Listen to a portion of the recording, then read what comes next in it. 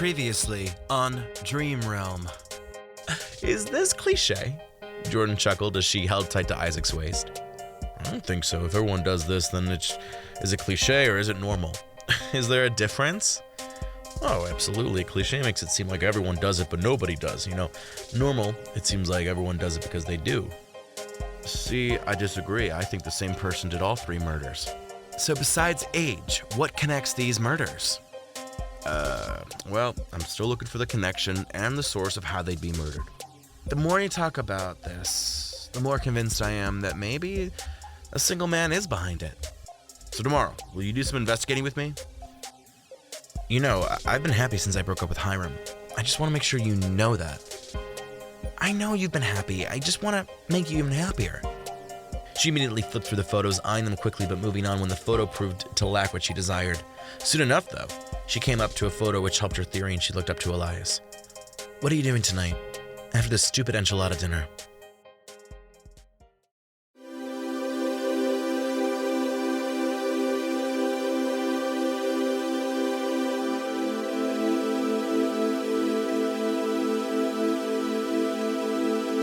You're listening to episode 6 to the audiobook/podcast project, Dream Realm. Voiced, written, and produced by me, Matt Rebar. Part 2, Chapter 8. The buzz Jordyn had earlier in the night at Lynn Reckstrom's enchilada night had caused her to fall asleep quickly when she got home.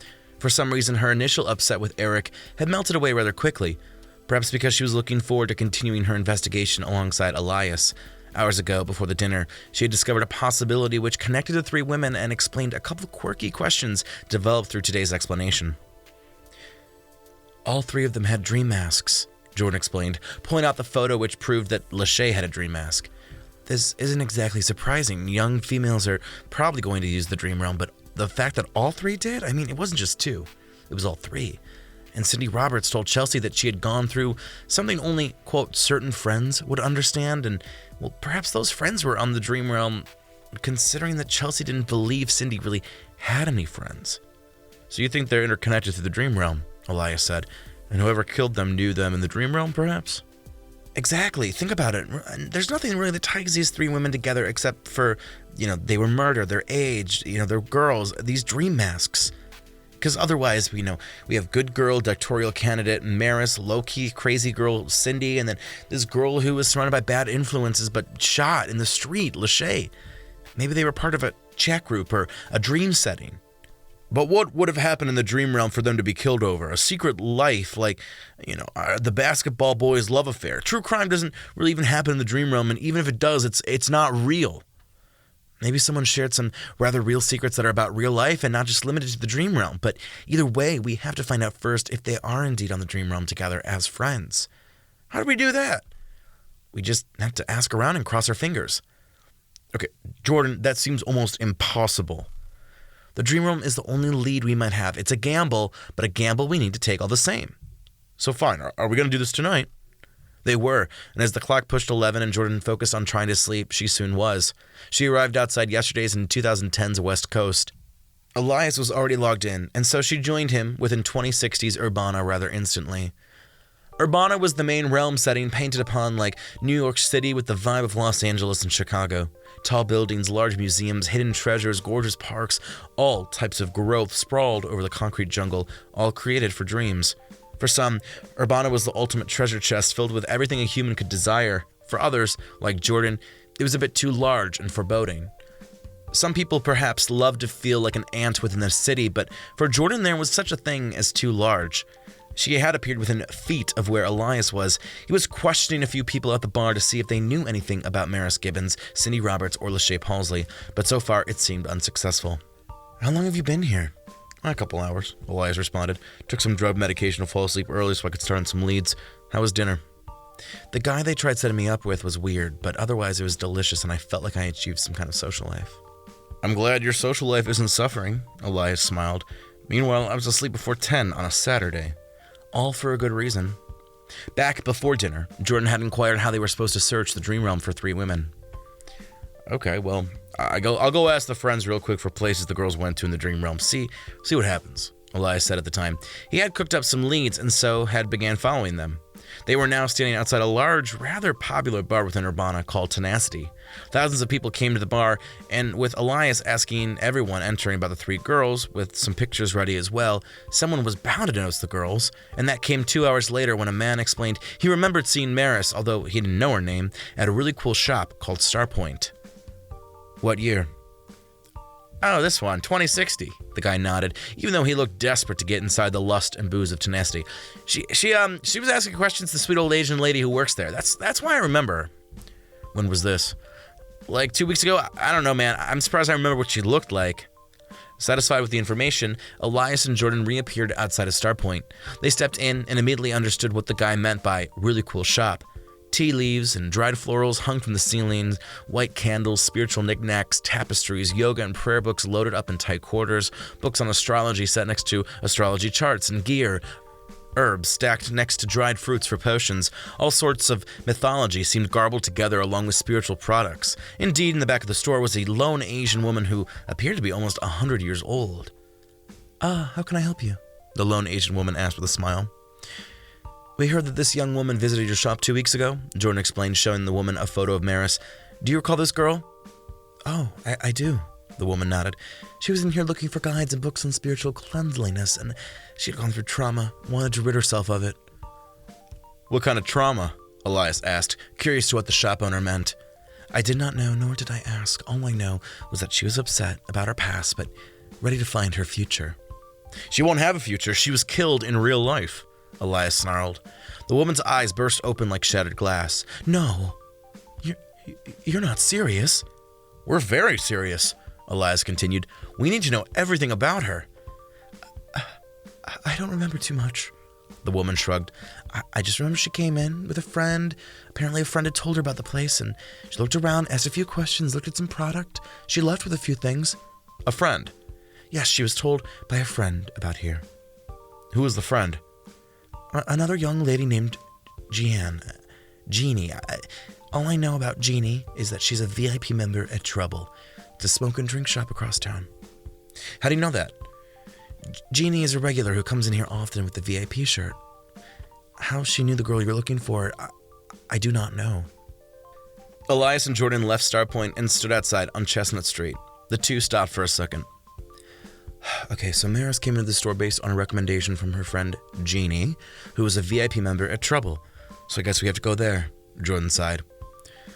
We're legitimately going across town, Elias sighed. Do you think Jeannie will come clean? She's going to have to, especially if she doesn't know that Maris is dead. Chapter 9. It was date night for Jordyn and Hiram, the only time this month where they had sat across from each other in a public place. Hiram had picked out the restaurant, a beautiful place downtown which featured fusion Middle Eastern cuisine. The only thing on the table right now was water and alcoholic drinks. Even though she had tolerance in her dreams, Jordyn couldn't really imagine having more than a few vodka sodas in person. There had been silence for a couple minutes as the two of them checked their respective phones until Jordyn finally broke the ice. Where are you going this weekend? She asked, trying to find some kind of common ground for them to enjoy. I'm heading up to Six Rivers National Forest. Oh, that sounds really pretty. Yeah, it's like 1,000,000 acres of rivers and mountains. Perfect for fishing. Oh, I don't remember you fishing recently. It's been a while. Yeah, I'm excited to try it up again. What about you this weekend? What's going on? The prosecutors have our monthly Let's Have Fun dinner and drinks this Saturday. Oh, perfect. Where are you going? They would end up going to eat at Rivershine, a local Cardonia joint which featured Americana cuisine. Only about 10 to 15 of the prosecutors came every month, but as of late, Jordyn had been exhibiting perfect attendance mainly because it gave her an excuse to feel social. They soon had their food, and after dinner, Jordyn and Hiram moved on next door for drinks at Casablanca. This sounds like the worst dinner ever, January muttered 2 days after date night when Jordyn had recapped the meal. You and Hiram sound like two awkward people who don't want anything to do with each other. I just don't know how we got to this point, Jordyn sighed. It just feels like we've been spiraling out for so long. I go to bed most of the week with a stranger. Maybe it's time to move on, January sighed. You two aren't married, just engaged. I don't want to throw it away just for nothing. I mean, in the dream realm, I met this man named Isaac, and he just gives me a spark. It's the same kind of spark I once felt with Hiram and with a couple guys before, and Maybe that's my issue. I'm always having these sparks, but never have any true longevity with these men. Life is too short to watch a relationship die and then try and resuscitate it for years. Jeannie Marie's advice was hard to hear but necessary. So what if your life has been nothing more than small fires which burn out? You'll know if someone's the one if the fire continues to burn. But what if this is just a habit I need to stop? Maybe I'm the reason. Maybe Hiram is truly my last chance to be with someone. People like me. We just continue jumping from the best next person. Or just jump to what we think are truly the people we're meant to be with, and then the cycle continues. At least I'm terrible enough to admit that I'm messed up in that regard. You know, that I treat humans sometimes nothing more than flavors, and when I get sick of the taste, I ditch the food. Oh, Jordyn. Stop being melodramatic. January smiled. If you two aren't happy together, then there's nothing you can do but walk away. Both of you deserve to be happy, right? And if neither of you are happy, then it's just time. 6 years. How do you walk away from 6 years?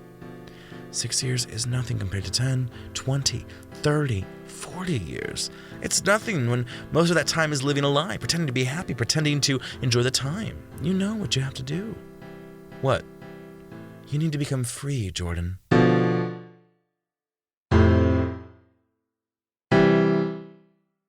Chapter 10. Trouble, the smoke and drink shop, operated as both a shop and a large room where one could use the things you bought. There was no true bartenders, just large vending machines which you could order smokes and drinks from. There was no greed, since you really didn't need to keep things in the dream realm, so one would grab a vice or two and sit down on one of the plush couches.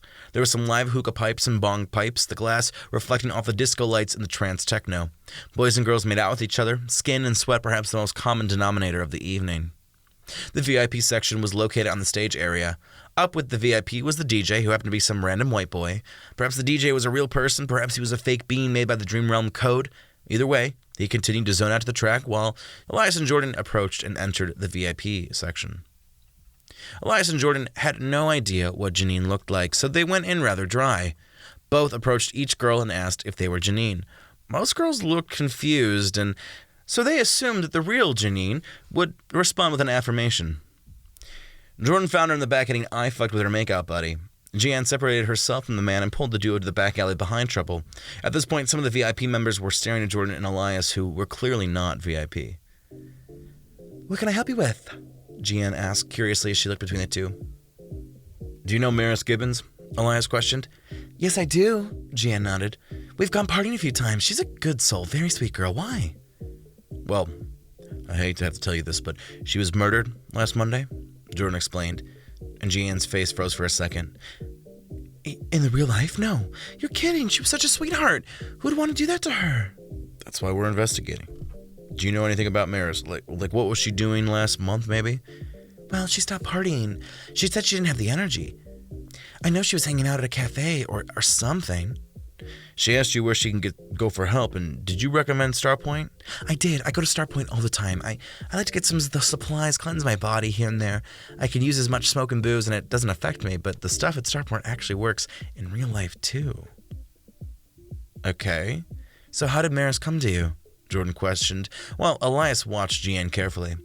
"She said that she had gone through some tough stuff and that she wanted to release and let her mind go. Basically, she wanted to heal, so I recommended Starpoint to her. I guess that's the last time I spoke to her."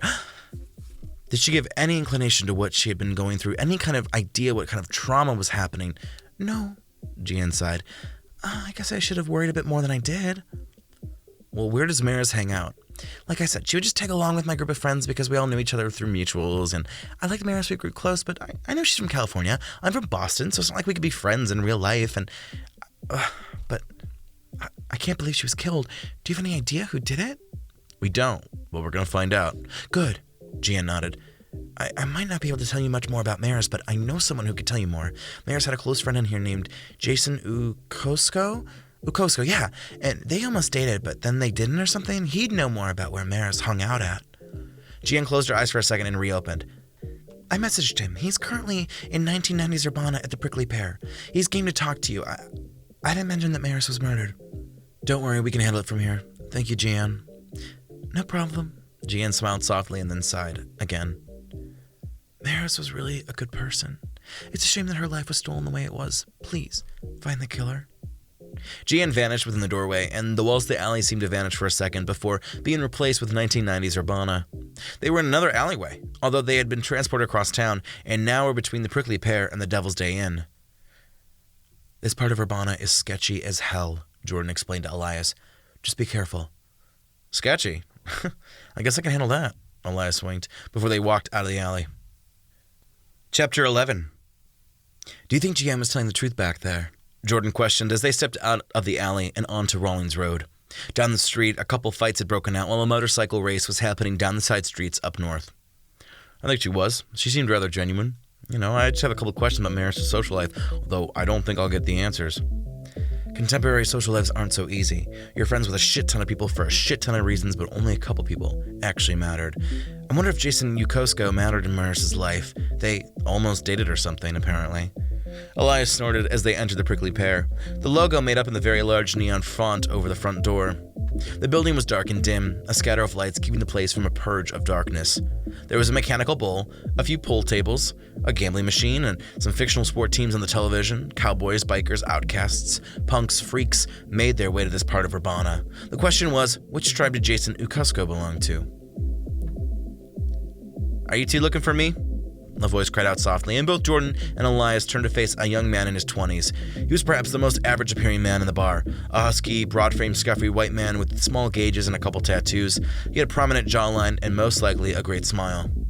"Are you Jason Yukosko?" Jordyn asked. "That I am," the man grinned, confirming the hypothesis regarding his smile. "So what can I do for you guys?" "I have some bad news," Jordyn began, unsure how to tell the man. "Do you think it's okay if we go somewhere less public?" Seconds later, the three were in the alleyway between the Prickly Pear and the Devil's Day Inn, in a similar style to the earlier discussion with Gian from Trouble. Not much had changed since Elias and Jordyn had appeared there moments earlier. "I hate to be the one to have to tell you this." Jordyn's voice was really low. "Maris was murdered last Monday." Jason Yukosko's upbeat demeanor immediately crashed upon hearing the news. His smile was replaced with sadness and disgust, his eyes dying a bit internally. "Are you serious?" Jason questioned, wondering if there was a possibility that this couldn't be true. Maris is dead?" "Yes." Elias nodded. "We are investigating her murder, which we believe was done by a serial killer, and we came to the Dream Realm to track down anything we could about the killer or find out anything about Maris." I'm shocked," Jason began. "No wonder she hasn't been active this week, but I had no idea. She was a nice girl. Gosh, so nice. I don't remember meeting that many people who were like her. She was charming, intelligent. She was willing to admit when she was wrong, willing to change and become better. She was everything you'd want from a friend, and I really liked her. I think in a different world, a different time, we might have dated." "What stopped you two from dating?" She lived in California. I lived in Michigan. She was going to go do her doctorate program in California, and I was going to go do 2 years abroad in the UK. The only shared time we had was on here, but the time we had together on here, well, fuck, it was so good. And now, I'm just kind of stunned. I don't know what to say. I don't know how to feel. I genuinely feel like my future's been changed. She's gone, and it impacts me so much. I never met her in real life. I only knew her here, but she was real. What we had was real. "Something happened to her," Jordyn explained, trying to coax Jason for information. "In the last month, did you notice a change in her?" "Yeah, she stopped partying. She seemed so demure. She used to come out to bars and places like this with me, and then, I don't know, she got tired, I guess. She didn't log in as much, and maybe something happened. Maybe she got into a fight, or someone pissed her off." "Where are places that Maris hangs out at?" "She'd come along with places with me, but I don't think she'd go there without her friends. Otherwise, I know she really liked this herbal tea bar. She was there a lot, in the last month. It's on the other side of town. I think she met some friends there in the 2040s. What's the name of this herbal tea bar?" "I think it's called Oolong for Memories." "Is there anything else that you remember that might help us with this investigation?" I'm trying to think. I just can't think of anything. All I can think about is how I missed out on having more memories with her because I was stuck in the reality of things." Jason Yukosko paused for a second. "You're gonna find the bastard that did this, right?" he asked, looking between the investigative duo. Please tell me you're going to find him. Or her. We will, Jordyn promised. We have your contact info saved now, so just let us know if you have any more questions or leads. But if you excuse us, I think we're going to go check out Oolong for Memories. Seconds later, Jordyn and Elias arrived on the sidewalk across the street from Oolong for Memories. The tea shop was actually rather large and busy, filled with all sorts of people. It was on the opposite end of the Prickly Pear, where, as the Prickly Pear had dominated in vice, Oolong for Memories appeared to appreciate value. Was it wrong for us to leave Jason like that? Jordyn questioned. He seemed upset and we kind of ditched him. He'll be okay, just a little shaken. We can go check in on him later if we need to, Elias explained. But now the trail's coming together. We can't turn back now. Chapter 12. Oolong for Memories was a 3-story building, each floor decorated accordingly. There were tea tenders of sorts, similar to Joshua. They weren't real people, but programmed by the code of Dream Realm. There were plenty of individuals enjoying a cup of tea while reading literary classics or watching television or movie segments which had withstood the trends of time. There were plenty of couples as friends, couples as dates, married individuals spending their Dream Realm time to do dates and cute things with each other. There were double dates, friend trios, large groups, entire families collected and seated around the small and large round tables. Cups of tea ranging from green to white to black were next to plates piled high with sandwiches and scones. The 3rd floor was devoted to meeting rooms and space, although upon their entry into the 1st floor, there did not appear to be any special events happening within the building. Excuse me, Jordyn asked the woman behind the tea counter who was nearest to the door. We're investigating the murder of one of your patrons. Murder? The woman questioned. As in real-life murder? Yes, she was killed last Monday. We were told that she comes here frequently. Elias showed the woman the photo of Maris, and the woman immediately recognized Maris.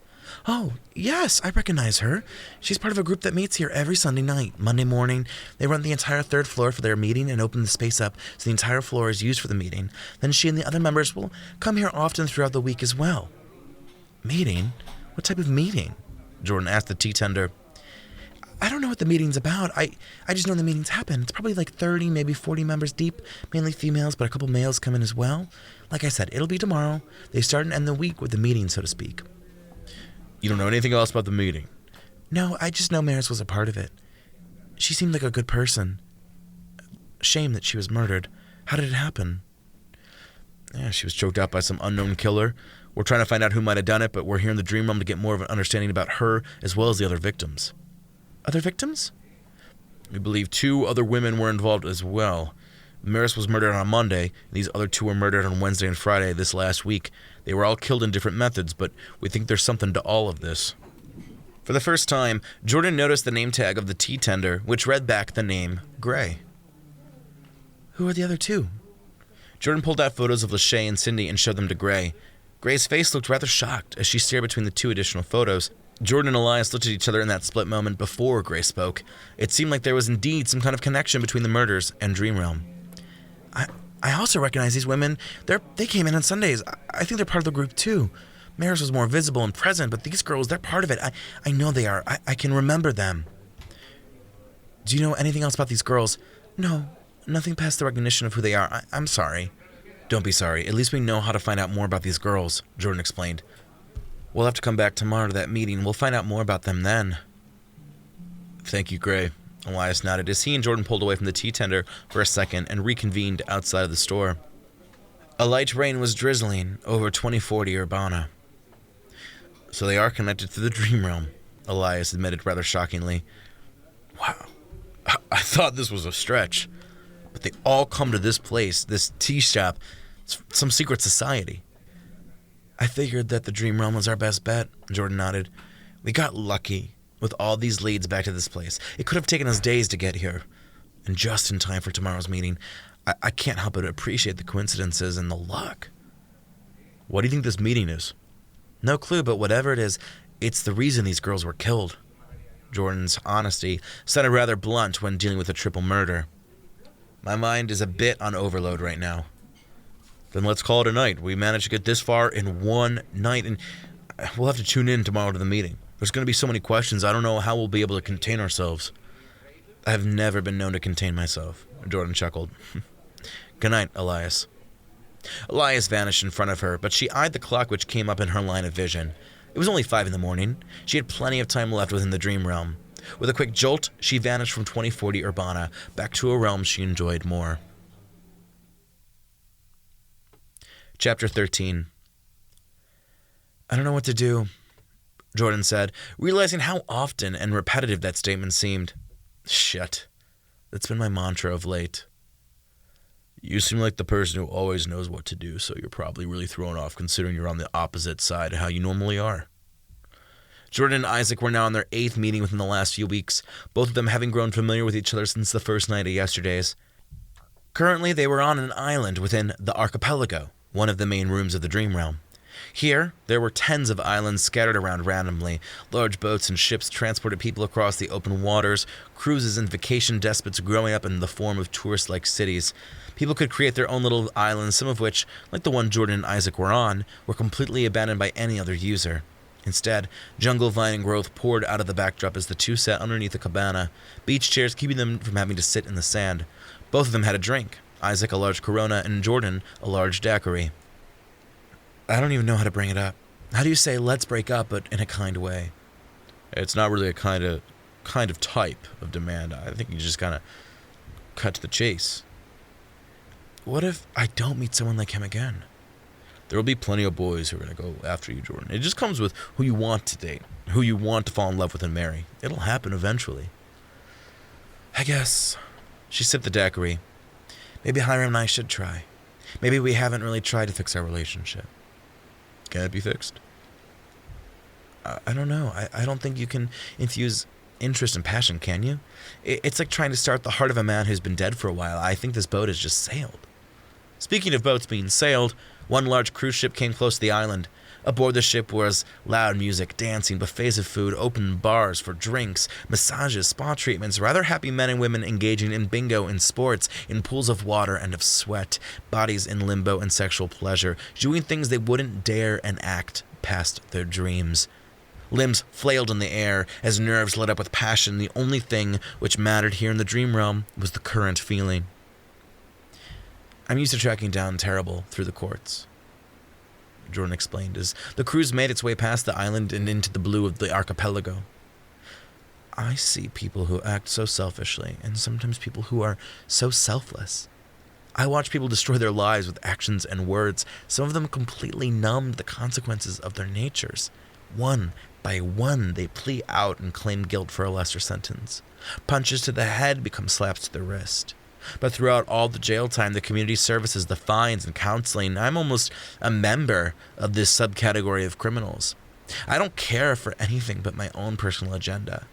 I don't recall many, if any, times where I've taken another person's account and made it my own. I've had friends who have absorbed me and I them, but only for certain reasons, benefits even. Friends of chance, friends who live down the streets, friends through classes, through roommates, and through work, and none of them really last.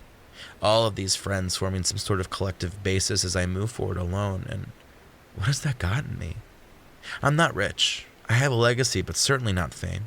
I don't need money nor acknowledgement, but I feel like I need more than this. Hiram's a good guy. I've always had feelings for him of sort. There haven't been that many people who I've been able to get past. I'm carrying the stories and emotions like little fires, and I turn around and see each candle. They carry so many stories within them, swirling with heat and passion, even if the path I'm walking on seems cold. And I appreciate you so much as Isaac. But just know that you don't have any guarantees for me. But you deserve guarantees. And I wish I could give you guarantees, but given my track record, You don't have to speak anymore if you don't want to, Isaac whispered, holding her hand between their two chairs. She nodded. Her voice seemed choked upon and suppressed, and while she wanted to keep talking, she kept mute. She didn't know what she wanted, but Jordyn knew she preferred this dream than the reality she was living. And so many people wouldn't leave an adequate relationship like the one she had with Hiram, but so many people settled down and submitted. Her grade school friends had. Her law school friends had. Hell, her own parents had been human wilderness. It was just natural that their blood ran into her. And as the sun sat down upon the islands, casting shadows over the calm water, which darkened from turquoise to blue to navy to black, the large cabana had vanished, as they did not need sun protection No doubt, true, real morning would be upon them. There was no reason to say goodbye. She knew that she'd see Isaac again. Morning light poured into the bedroom. It was a Monday morning, barely turned 7, even though the thin rays were beginning to enter into the bedroom to announce a new day, and for the status of two people, a new story. Jordyn took off the dream mask and placed it on the bedstand drawer before looking over at Hiram, who was waking up of his own accord. She looked at him one more time, wondering if all the advice and all the guttural feelings were wrong. But once she spoke, she knew there was no going back. Jordyn couldn't lie about the truth which was building up within her like tsunamis over the Pacific. This was the hardest part. Although God knows she had done it so many times before, it was probably second nature. But she didn't like being a heartbreaker. Although here she was once again ready to grip heartstrings and tear them away. Hiram, we can't do this anymore, Jordyn whispered, staring at him with a numb expression. This needs to end. Chapter 14. Jordyn Furman transported herself from Oolong for Memories in 2040's Urbana all the way to 1980's West Coast within less than a second. It was easy, like flipping a switch or refreshing an internet page. But Isaac was not at yesterday's. He was at a sports bar on the bottom of the small township called Diamond Boys. It was partially a strip club, as Dream Realm Code beings, also referred to as mods in a degenerate way, and real-life beings danced on poles. The difference was the mods had really no choice but to live out their lives as strippers, while real people donned characters as part of their dream identity. Jordyn wondered what had brought Isaac to this location. Jordyn considered the reality that she was partially responsible for driving him here. Diamond Boys had a long, diamond-encrusted bar with a smooth finish. The rest of the bar was decked out in baseball and softball-themed accessories. Poles formed on the bar, but also out of little stages which formed many platforms around the bar. Tables and chairs circled the pole stages, shaping the room like a series of whirlpools. Both men and women sat within the chairs, although a majority of the dancers were women. Isaac was in the back row of one of these whirlpools. Within the middle of the chairs on stage was a large white woman who was bearing her tits out for the room to see. Isaac was watching the dance, as if it was an art form. He did not appear sexually enthused or interested in the slightest. Is this what you like doing now? Jordyn spoke, sitting down in the empty seat beside Isaac. He didn't turn, nor look at her, his eyes continuing to fixate on the center image of the stripper. I'm just here passing the time until you apologize. So the tables have turned. If you're gonna act like a dick, I'll act like one back. I'm sorry for crashing the car and killing us within the dream realm. What else? Is there something else? Yes. Do you want to educate me? I want an apology from you about how you always minimize my feelings and concerns and always place yourself ahead of me. I know you care, or at least care to some degree. But Jordyn, sometimes you act like everything around you is a dollhouse, and that I'm the doll. You know, maybe even the dollhouse accessory for the doll. I'm sorry you feel that way, but I've always been rather open and honest about the way I felt. At first it was sexy, and then it just became part of you. It is you. And now it's just annoying, and it fills me with rage. And I get why you said what you said. We technically cheated on your ex-fiancé, but then time passed. You were uninvolved, months went by, and you still feel the same way about me as the day you met me, and that makes me feel like shit. I don't want you to feel like shit. But like I said, I always stand by how I feel. So why? Just tell me why you don't want to meet me in real life, Isaac questioned, harking back to the question which had caused fights previously. This was the reason they had fought almost a month ago before blocking each other out for a few weeks. We've been doing this for a year now. We're only a few hours from each other. You know, me. It would be the same thing as doing this, except it'd be real. I just don't want to. Is it because you don't like me? Can we drop this? No, we can't. All I can think about is you, Jordyn. How much I like you. How funny and enjoyable you are. And yeah, all the shit you do. Yeah, whatever. I like you. And I think about how I might want my future with you. And so many questions and answers, they just come to you. And I feel like I don't even meet you soon. If I don't meet you soon, I'll never meet you. And I don't want to be fuck buddies in the dream realm. I know you want more. So I don't get why you're holding out on this. It took me months to find out details about you. I still don't even know your address or anything about how you got to be the woman you are today. is this supposed to be a friends with benefits thing? Because I really hope it's not. I really, really hope it's not. We're more than friends with benefits. That's all you can say. Isaac chuckled, turning back to the stripper and drawn between moods of laughing and crying. Sometimes I think you've got to be cold because you grew up that way, or something happened that forever changed you. But sometimes I think you like being cold. You started being cold, and you've remained this way because it's all you know. I care about you. I used to think that you did. And what can I do to prove that? Meet with me in person. Jordyn sighed. She knew he would say that, although Jordyn didn't even offer an excuse. You will, Jordyn muttered. We will meet one day. It's just not now. Why not now? Just not now, okay? Isaac still looked at the stripper on stage, even though the stripper was nothing when compared against Jordyn. And after a brief minute of silence, the two were once again upon the abandoned island in the archipelago which they had ventured since their early days. There were no cruises in the dying splashes of night. The moon began to appear over the course of the islands as the two of them began to initiate sex. Sex was a distraction from the real problems they were experiencing, although the sex did act like glue holding them together in their duality. But even the glue of 6 years between Jordyn and Hiram had worn thin. Her connection with Hiram lessened and lessened because of another man who took her to a dreamy island getaway, just like Isaac was doing now. Thank you so much for listening. For more podcasts and work done by me, Matt Rebar, check out my website at www.mattrebar.weebly.com. Tweet or Instagram me at Reebstar, Hribstar. And if you missed it, all 10 episodes of Season 1, Unconscious, Subconscious, are available on Apple Podcasts, Spotify, Google Play, and more. Until next time.